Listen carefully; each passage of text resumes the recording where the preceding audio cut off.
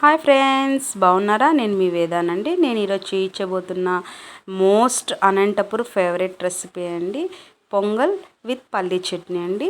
దీని కాంబినేషన్ అయితే next level. దీని పద్ధతిని తయారు చేసుకునే విధానం ఒకసారి చూసేసుకుందామా. 1 గ్లాస్ రేషన్ బియ్యం తీసుకుంటున్నాను. ఒక పెద్ద ఉల్లిపాయను తీసుకుంటున్నాను.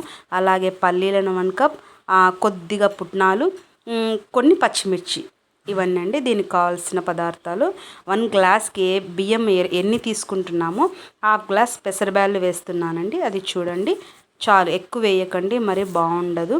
ఇలాగ నేను చూపించినటువంటి విధంగా తీసుకొని 2 టైమ్స్ కడుక్కుంటున్నానండి. శుభ్రంగా కడుక్కున్నటువంటి పక్కన పెట్టేసుకుందాం. ఆ బియ్యాన్ని ఒక కుక్కర్ పెట్టుకొని అందులో ఆయిల్ వేస్తున్నానండి. ఇలాగా ఆయిల్ వేసేసుకొని ఉల్లిపాయ తరుగుని, కొద్దిగా జీలకర్రని, కొద్దిగా కరివేపాకును వేసుకొని బాగా వేయించిన తర్వాత పసుపు వేసుకుందామండి.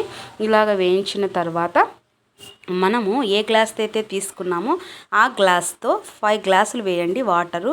ఇలా వేసుకున్న తర్వాత కడిగి పెట్టుకున్నటువంటి బియ్యాన్ని అంతటినీ వేసి కొద్దిగా ఇంకా నీళ్ళను యాడ్ చేయాలనుకుంటే చేయండి, నాకు అవసరం లేదు. కొద్దిగా ఉప్పు సరిపడినంత ఉప్పు వేసి ప్రెషర్ మీద 3 విజిల్స్ పెడుతున్నానండి. నాకు ఇలా వచ్చిందండి. ఇలా ఉంటేనే బాగుంటుందండి. ఒకసారి అది గుర్తు పెట్టుకోనండి. ఇలా ఉంటేనే టేస్టీగా ఉంటుంది. మరి పులగంలాగా గట్టిగా చేసుకోవద్దండి.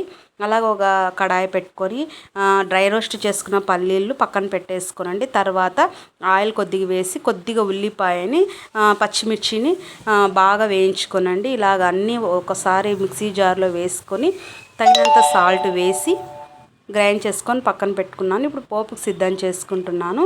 ఆయిల్ 2 టేబుల్ స్పూన్ వేసాను. కొద్దిగా ఆవాలు, జీలకర్ర వేసాను. అవి వేయించిన తర్వాత కరివేపాకు వేసేసుకున్నానండి.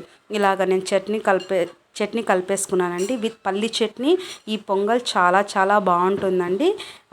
ఈ అనంతపూర్ జిల్లాలో ఎక్కువ చేస్తూ ఉంటారు. గుర్తుపెట్టుకోనండి. నా రెసిపీ మీకు నచ్చినట్లయితే లైక్ చేయండి, షేర్ చేయండి, సబ్స్క్రైబ్ చేయండి.